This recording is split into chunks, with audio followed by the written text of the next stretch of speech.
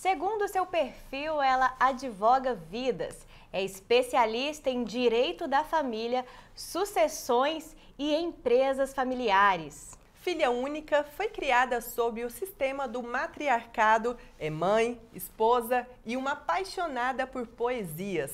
Escreve crônicas sobre o cotidiano familiar. Estamos recebendo no Alego Mulher a doutora Bárbara Cruvinel, uma grande mulher e uma notável advogada. Seja muito bem-vinda, Bárbara, ao nosso programa, aqui que é um espaço reservado a mulheres que fazem diferença aqui no nosso estado de Goiás. Muito obrigada, eu fico muito à vontade, muito honrada em recebê-las como minhas entrevistadas. Eu estou aqui observando, falei, gente, que honra minha. Obrigada, gente. Nós que agradecemos. Um grande prazer tê-la aqui. Uma pessoa que faz diferença na nossa sociedade, que nós acompanhamos o seu trabalho. Sabemos que você tem paixão pelo que faz. Eu acho que isso faz toda a diferença, né? Verdade. Quando a pessoa entende que o trabalho é uma missão de vida e está aí para contribuir com a sociedade. E que vai tirar muitas dúvidas hoje. Tomara. Isso. Para começar, doutora, tem um projeto de lei que está sendo divulgado lá na França, está em tramitação. É um projeto que quer proibir a exposição de crianças e adolescentes, né? Tem aquela exposição toda na internet. O que a senhora acha sobre esse projeto? Daria para ser aplicado aqui no Brasil para evitar esse tanto de exposição que tem de crianças na internet e que isso gera vários problemas, né, doutora? Exato. Primeiro ponto que a gente tem que ter em mente que a cultura francesa não é a mesma cultura brasileira. Talvez, então, o projeto de lei leve em consideração não só a cultura, mas o comportamento social deles. Mas vamos transportar essa ideia de ter maior controle, de menos expor as nossas crianças e adolescentes na rede social.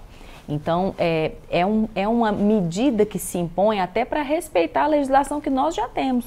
O Estatuto da Criança e Adolescente, ele não só protege, como ele defende as nossas crianças dessa exposição e exposição excessiva. Nós temos aí casos relatados, né? Inclusive no escritório a gente tem conhecimento de crianças que são perseguidas, que por conta da visibilidade do uniforme, às vezes nós temos aí pais que se envolvem com outros problemas e as crianças são atingidas porque se descobrem qual lugar que estuda, qual rotina de vida. Então sim, a exposição em demasia das nossas crianças na rede social é um risco que talvez nós pais nem consigamos assim mensurar. E sim, é uma medida que se impõe de ter um controle maior. Eu pessoalmente adiro a esse ideal. Doutora, agora se fala muito sobre hold familiar. Eu gostaria que a senhora explicasse o que é hold, né, para quem não sabe, e depois, quando a família faz e deixa um filho de fora, como é que fica essa situação? Esse é um problema. O Instituto da Holding Familiar, ele é um instituto negocial do direito como qualquer um outro. É um contrato social que a gente vai criar um CNPJ, uma empresa familiar, que os sócios geralmente são os pais, o pai, a esposa, os filhos e podem ter outros também familiares. Essa é a holding familiar, mas nós temos as holdings também que não são familiares. Vou falar dessa que a gente faz para proteger famílias e patrimônio das famílias.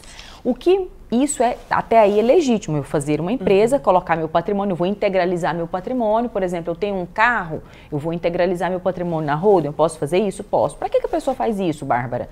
Para que você pague uma quantidade de impostos a menor, ou seja, a alíquota sua diminui e você, claro, tem um custo menor.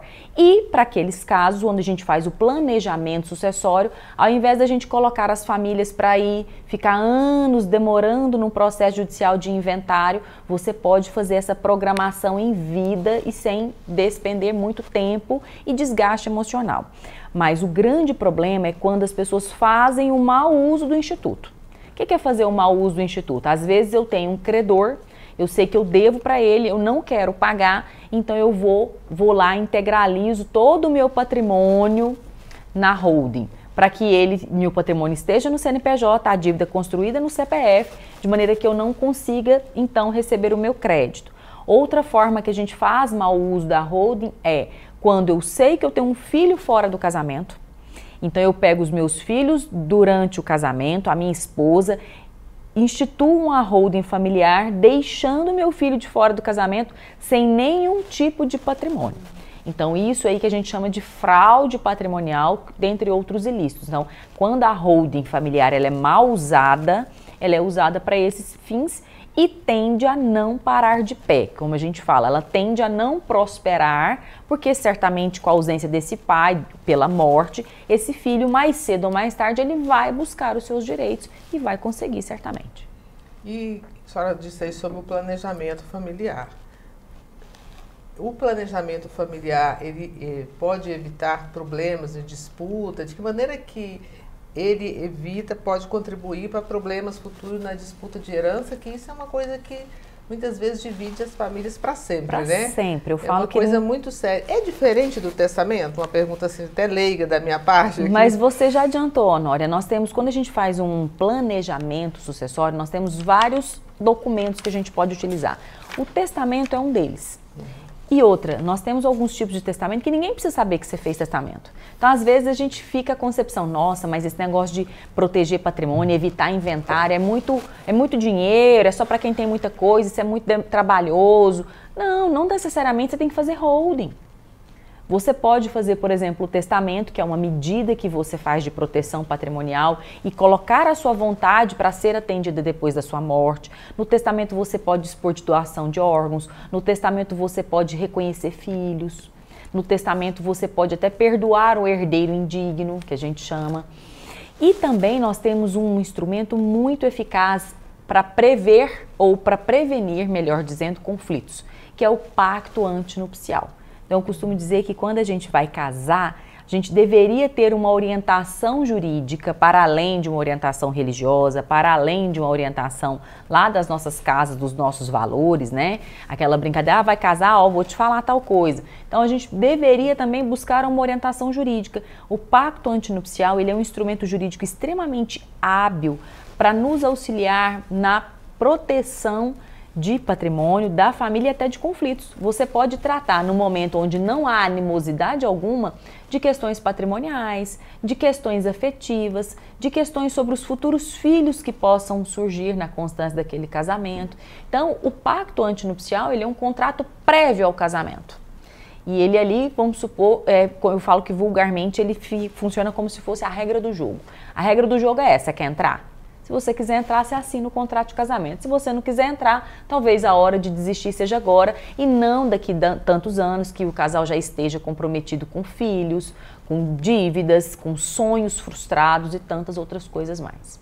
Se me permite, até aqui meus colegas de bancada, recentemente agora teve um caso de um famoso jogador brasileiro, famoso aí no mundo todo, que ele está noivo, a noiva está grávida, e agora, antes mesmo da revelação do chá do bebê, ele já confessou uma traição.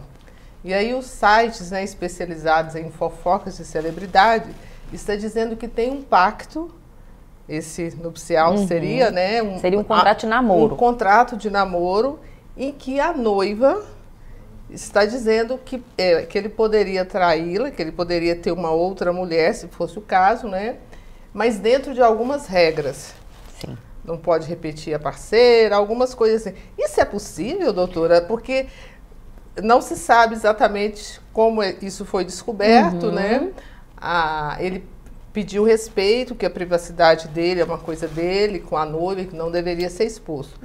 Mas existe isso, assim, isso é possível mesmo ou seria só uma fofoca? Eu não estou dizendo se o caso dele é verdade. Sim. Mas é uma situação que chamou muita atenção isso. E o que ela está falando, doutora, remete até a minha pergunta para os solteiros de plantão. Existe contrato de namoro? Isso é verdade? Existe, deveria ser usado vastamente. Para quem tem patrimônio, para quem tem medo de sofrer qualquer tipo de violência patrimonial ou medo de ser responsabilizado por algo que não queria, eu costumo dizer que o combinado não sai caro, Honória. Então, assim, essa questão do jogador, se é verdade ou não é, não sabemos, como você bem colocou. A maneira que ele respondeu, ele deixou em aberto. Sim. Porque a vida particular dele não deve ser exposta. Mas ele não disse se tem ou não esse pacto, nem é. Exatamente. Então... Mas é sim possível. Em sede de namoro, você pode colocar cláusula, desde que essas cláusulas não vão de encontro contra o sistema legal, você pode pactuar o que você quiser, no namoro.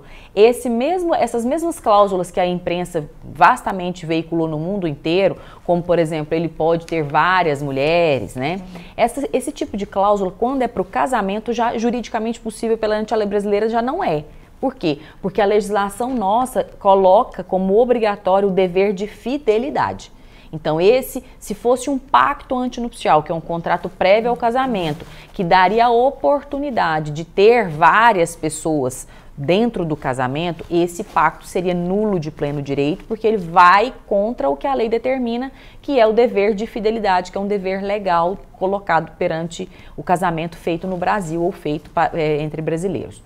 Bem, feito isso, no contrato de namoro, a gente pode colocar a cláusula que a gente entender que é da cultura daquele momento, daquelas pessoas relacionando. O que eu tenho que ter em mente? Primeiro, a cláusula que vale para um, vale para o outro. Então, às vezes, assim, a gente pensa, esses tempos eu fiz um contrato de namoro que por multa diária, por dia de infidelidade comprovada. Então, a cada dia de infidelidade comprovada, o casal, né, de namorados estabeleceu um tipo de multa por dia que um pagaria. Isso é verdade, não é fofoca não, de isso é verdade. site, não, isso é verdade. E aí, a questão e aí eu apresentei a minuta para que eles pudessem discutir e ela me disse assim, falou, não, mas isso, doutora, é só para ele, porque eu não faço isso, mulher não faz isso. Eu falei, não. O contrato aqui é um instituto jurídico como qualquer outro. Nós estamos falando de contrato, então tem uma bilateralidade. A regra que vale para um tem que valer igualmente para o outro. Então, se você também for, né, descoberta tendo outros relacionamentos com outras pessoas e ele provar, por dia que ele provar que você tem que indenizá-lo. E assim temos várias outras situações. Para que isso, Bárbara? Porque nós temos hoje um tipo de relacionamento muito aberto. Então não se sabe se eu estou namorando, se eu estou só ficando, culturalmente falando, se eu estou tendo uma união estável. Porque veja bem, a legislação não coloca prazo para a união estável existir. Então eu estou com a pessoa convivendo, eu não sei quanto tempo que eu estou convivendo, de repente a união estável também diz que não precisa morar na mesma casa, então não exige a coabitação. Então de repente a pessoa fala assim, olha, eu não quero mais você. A pessoa falou, então tá bom, agora eu quero direito a isso. Falou, não, mas como assim? Nós somos só namorados. Não, namorado não. Nós temos aqui uma união estável. Então o disse-me disse vai para onde? Na justiça. E se provar que era uma união estável, você vai ter partilha de bens, você vai ter uma porção de responsabilidades. Então, se você quer deixar bem claro quais são as suas intenções e para ter segurança no tipo de efeito que depois que acabar esse relacionamento, que tipo de problema que você vai ter, é bom que você faça o contrato de namoro. Mas muita gente faz realmente esse contrato e tem benefício? Eu vou te dizer uma coisa. Eu não acho que esse contrato exige na vida real como deveria. A gente tem notícias que tem crescido o número, né? Agora, na véspera do Dia dos Namorados, a imprensa veiculou alguns indícios de que aumentou. Só que eu vou ser bem franca, a experiência que eu tenho no meu escritório é que as pessoas buscam um contrato de namoro somente em duas situações muito pontuais. A primeira delas, ele busca um contrato de namoro quando ele tem uma quantidade significante de patrimônio.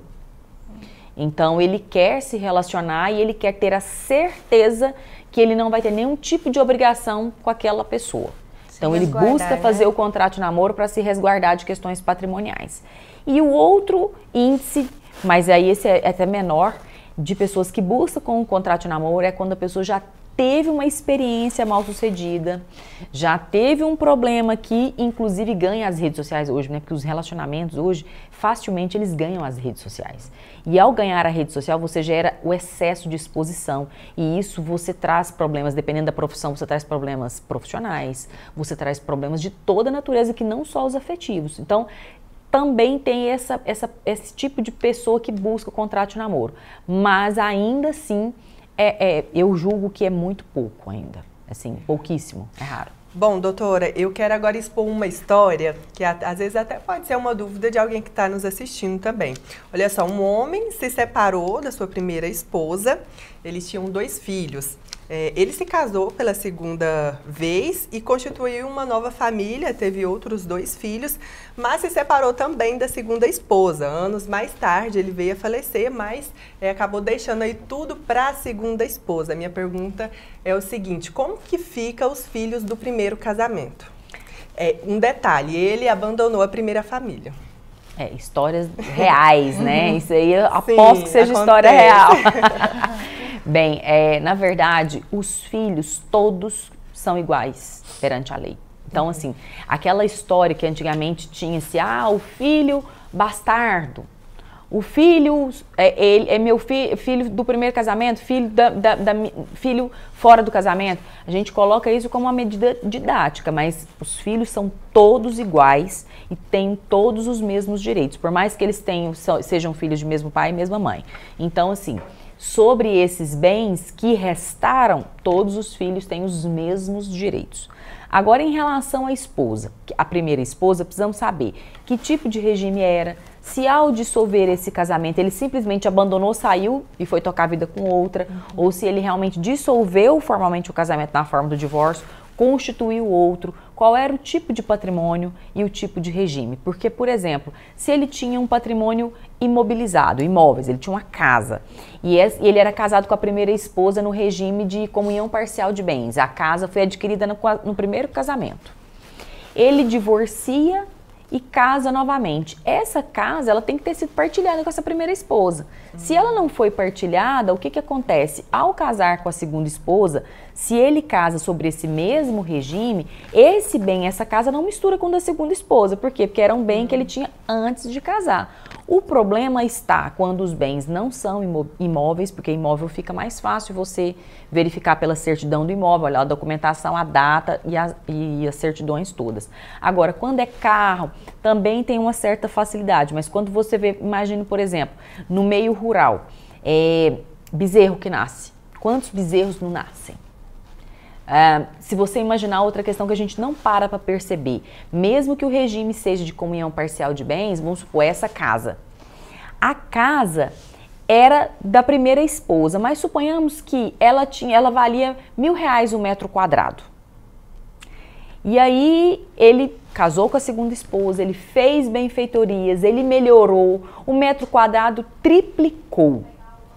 Então, a gente chama que o casamento também faz, a depender do regime de bens, faz partilhar os frutos e rendimentos, ou seja, aquilo que acresceu ao imóvel. É o que a gente chama do ganho de capital. Então, às vezes você fala assim, não, antes de casar comigo ele tinha uma casa. Tá bom, a casa valia quanto à época? E aí esse é o grande problema da gente quando vai declarar a certidão de registro do imóvel, a gente coloca o quê? Coloca o valor do imóvel lá embaixo para pagar menos imposto. Aí o que acontece? Se você casa sobre um regime, por exemplo, de comunhão parcial de bens, e esse bem fica como bem particular, o valor que você disse que ele tinha é bem aquém. Quando você vai divorciar, vai valer a regra do quê? Do valor de mercado. Significa, então, que aquilo que se acresceu ao bem, você tem que partilhar com a esposa. Esse é um problema que, assim, que quase 90% das pessoas não se atentam. Acha que só a casa que partilha. Mas os frutos e rendimentos e a valorização também partilha. Só voltando na questão dos filhos, por exemplo, se ele deixar tudo que ele tem ali para a segunda esposa e para os filhos do segundo casamento, ele deixa um testamento, enfim. Aí como que os filhos do primeiro casamento, eles vão recorrer a isso? Sim. Primeiro ponto, o testamento, nesse caso aí, ele só pode testar 50% de tudo que ele tem. Então, se ele já testou 51%, o testamento já é nulo. Então, assim, já não prospera. Bárbara, mas suponhamos que ele pegou 50% de tudo e entregou para a esposa. Ele poderia? Poderia. Ele poderia entregar tudo para a esposa, como ele poderia entregar para qualquer outra pessoa que ele quisesse, tá? Agora, o que não pode exceder é o que a gente chama da parte disponível, que é esse mais que 50%. Aí ele não pode, porque ele tem herdeiros necessários. Falando dessa questão de herdeiros, doutora, existe também uma polêmica em relação ao casamento e união estável com pessoas acima de 70 anos. Segundo a legislação que está em vigor e que tem se tentado fazer uma mudança, é para evitar o famoso golpe do baú, né? de pessoas mais novas que casam com a pessoa mais velha para o famoso golpe do baú aí, que todo mundo sabe o que significa. Sim. Qual que é a opinião da senhora sobre isso? A senhora acha que uma pessoa que casa acima de 70 anos tem o direito de fazer uma comunhão de bens da maneira que ele entender, que ele desejar, mesmo que seja levada aí por uma forte paixão, né? A paixão, segundo o Karnal, ele fala que é a suspensão temporária do juízo. Uau! Né? Então, assim, acho que todos nós podemos mensurar isso, mas para além da matéria filosófica, legalmente falando, a gente trata a pessoa com 70 anos como vulnerável, né? Então, assim, o idoso, a criança, a própria mulher, somos tratados como vulneráveis. É claro que o tratamento dentro do Estatuto Idoso é um, o tratamento dentro do Estatuto da Criança e Adolescente é outro, né? E assim sucessivamente. Mas vamos direto à sua pergunta, Honória.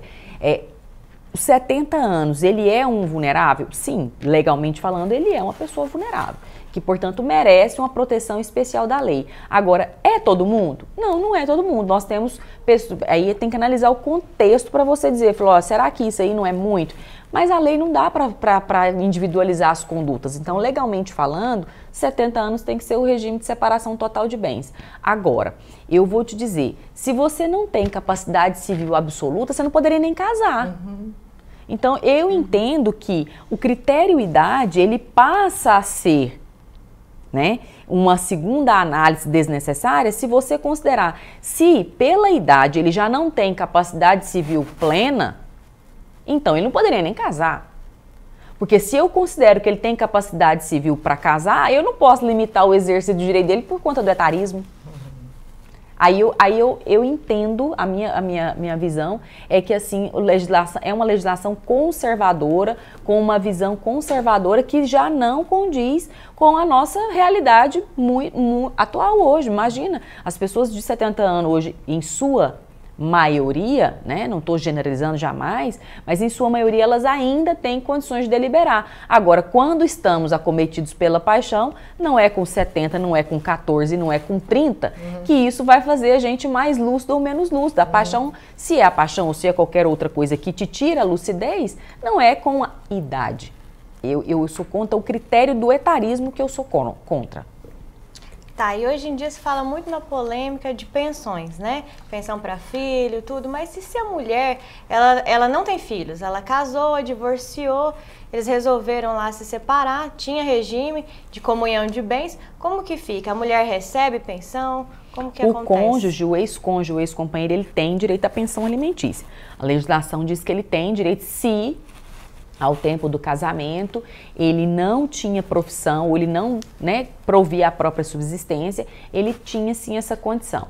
A gente vê muito também mulheres que deixam de trabalhar assim que casam, para cuidar da casa, para cuidar do marido, ainda que não é difícil, eu vejo muito no escritório, pessoas que relatam que não, eu casei com ele, ele exigiu que eu saísse do trabalho para poder ficar mantendo casada com ele.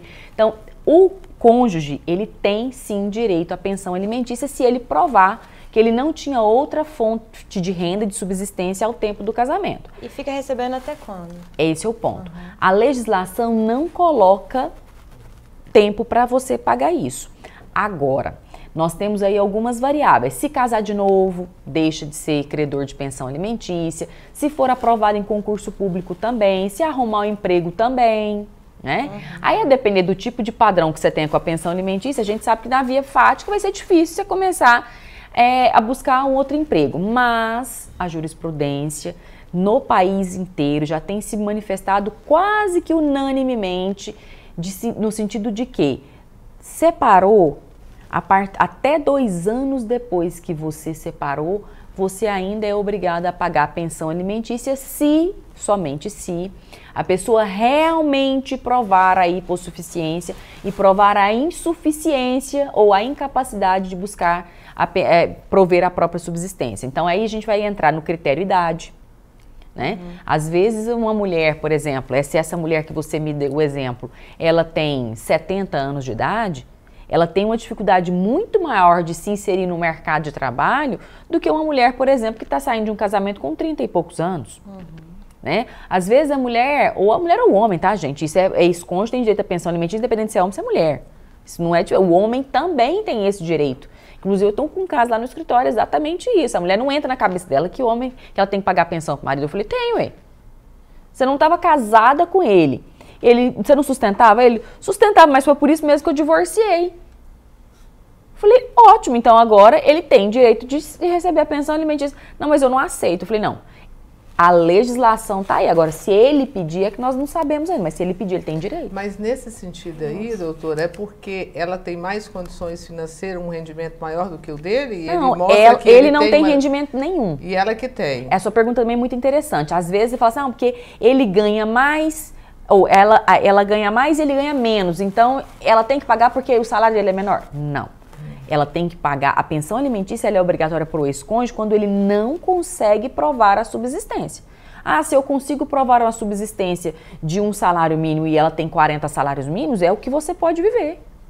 Então ela não tem que pagar pensão alimentícia porque você recebe um salário mínimo, né? O que a gente precisa ter em mente é que tanto o homem quanto a mulher, quando divorciam, quando separam, se provam que ao tempo do casamento ele estava desempregado ou ele que cuidava da casa, esse caso real, ela era quem sustentava a casa. Ele não trabalhava. Ele buscava e levava as crianças na escola, ele administrava as funcionárias do lar, mas ele não trabalhava. Até que um dia ela não quis mais o casamento. Quando ela não quis mais o casamento, eu disse a ela, eu falei, olha, agora te prepara porque ele vai pedir pensão alimentícia. Ela falou, não, mas isso é um absurdo. Eu falei, não, direitos iguais. E nesse caso, se ela chegar a pagar a pensão alimentícia, até quando? Essa seria a pergunta, né? Até 2 anos. A jurisprudência diz que até 2 anos depois. Não é vitalício, né? Não é. Só que aí vai variar de acordo com o caso concreto. Como é jurisprudência, é o caso concreto que vai importar. Por exemplo, qual a idade desse homem? Ele tinha alguma doença que inibia ele a trabalhar? Ou o casamento, né, teve algum dano a ele o suficiente que ele não consegue mais trabalhar? Eu tenho um caso recente no escritório que um homem, ele perdeu a audição de violência doméstica praticada pela mulher. Agora, se você me perguntar quantos casos de homem vítima de violência doméstica tem? Quantos casos de mulheres vítimas de violência doméstica? Mais de 100. Quer falar, Honória? E no caso, é possível dividir herança e, no caso, seria um usufruto? Usufruto, a gente tem condições de fazer usufruto. Nós temos condições de fazer usufruto da cota social da holding, nós temos condições de fazer usufruto dos bens. O usufruto que a gente vê mais comum é, às vezes, a gente fala assim, não, eu vou colocar o bem, ou vou colocar o bem em nome do fulano, mas vai ser usufruto meu. Enquanto vida eu tiver, eu que vou utilizar. Tem muitos pais que fazem isso para os filhos. É uma medida mais conservadora.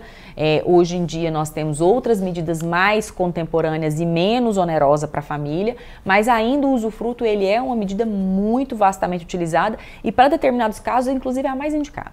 Doutora, a senhora que está no dia a dia lidando com os diversos tipos de conflitos familiares, a senhora falou aí há pouco, problema até com a pensão alimentícia. Quais são os principais motivos dos conflitos hoje? Topo 1 está a questão financeira, é verdade que as sogras interferem muito e prejudicam os relacionamentos. Honória, eu vou te dizer que... Os 5 principais motivos aí, o que está em primeiro lugar? Topo 1, intolerância. Intolerância. Acredito que estamos numa geração de intolerantes. Talvez uma cultura que a gente não foi ensinado a reciclar os relacionamentos, ressignificar os relacionamentos. É tudo, tá ruim, troca. Tá ruim para frente, descarta. Então, talvez essa seja a razão. Por isso que às vezes a pessoa chega no escritório e fala assim, eu quero divorciar. Certeza? Vamos investigar. Às vezes não é caso de divórcio. Às vezes é caso de alteração do regime de bens e resolve o problema. Então, eu acho que topo 1 é a intolerância. E aí, claro, o problema financeiro é uma outra razão que chega muito. Interferência de parentes, e aí eu começo pelos próprios filhos. Às vezes a gente acha que filho salva casamento, segura casamento. A gente tem a sensação na prática que os filhos, muitas das vezes, se o casal está fragilizado, vai dificultar a deliberação sobre eles, isso traz um conflito para o casamento. E, por fim, também, opções de relacionamentos mais democráticos também, conflitando com valores morais, valores religiosos, e isso também traz problemas para a vida prática. Doutora Bárbara, nós estamos encaminhando já quase para o final desse programa, mas antes eu gostaria de saber, nós sempre trazemos aqui mulheres fortes, mulheres atuantes na sociedade, a gente te acompanha também, seu trabalho, exemplo para outras mulheres. Gostaria de saber um pouco sobre a sua vida, a sua trajetória, por que escolheu a advocacia, por que esse lema, como a gente mostrou no começo do programa, de abraçar vidas, né, famílias. Por que disso? Advogar vidas, eu acredito que seja um dom que eu entendi desde criança, que a gente tinha que ser ponte na vida dos outros. Já tem gente demais no mundo para atrapalhar e não é fácil. Família para mim sempre foi um valor muito caro, desde o berço. Aprendi com as minhas avós, com a minha mãe, e a gente sabe que para manter não é fácil. Então, advogar vidas é defender, proteger a família, que não é fácil. Então, a gente precisa de gente que se dispõe a. Eu me disponho a. Muito lindo, né, Honória? Eu achei interessante que ela disse, Maíra, que ela recebe no escritório dela casais que estão pensando em separar e que a senhora conversa. Acaba mudando, né? Sim. Quase uma terapia, né, doutora? Não, meu marido é meu sócio, ele é advogado e meu sócio. Ele fala assim, gente, mas eu não entendo, você vai ganhar dinheiro como? A pessoa vem para divorciar, você fala que não é para divorciar? Eu falei, não é porque ele ajusta o contrato de casamento, depois ele volta aqui para fazer um inventário, ele volta aqui para uma questão do filho, para viajar, ele volta aqui para proteger o patrimônio dele. Agora, se ele divorciar, ele nunca mais vai voltar aqui. É verdade. Agora, como divorciar? A senhora falou que tem como divorciar, ou se a pessoa não quiser divorciar, pode alterar o sistema regime de bens. Como funciona isso? Às vezes o problema, Honória, que o casal tem é um problema financeiro. Falar, olha, é esse caso dessa minha cliente. Falei, não seria interessante você, já que você se diz sobrecarregada porque sustenta ele não trabalha, não seria interessante então a gente fazer um regime de separação total de bens? Que é o que é seu, que você produzir, é seu, não vai ser para ele, não vai passar para parente nenhum dele. Ela falou, pode ser. Mas aí o desgaste já não era só questão financeira, tinha um desgaste afetivo também, por isso que caminhou para o divórcio. Mas quando é só financeiro, a gente ajusta o contrato de casamento e o casamento segue feliz.